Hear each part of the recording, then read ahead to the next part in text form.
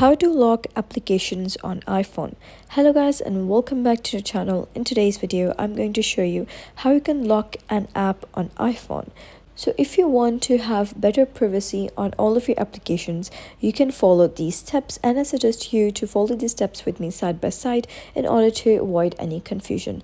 So first of all, what you're going to do is select any application that you wish to lock. For example, I wish to lock this InShot application. So you're going to long press on it, and once you do so, you'll be able to see an option that says require Face ID. So simply click on it. And once you do so, it will ask you that this app will require Face ID or your passcode to open or show content in other apps. App content will not appear in notification previews or spotlight. So what you're going to do is click on require Face ID, or you also wish to hide and require Face ID. This application will literally move to a hide folder and you wouldn't be able to view the application on the home page.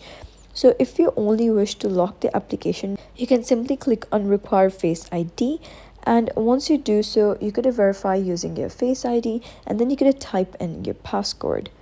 So once you do so, you'll be able to see that the application is now locked. So what you could do is whenever you click on the application, it will require Face ID.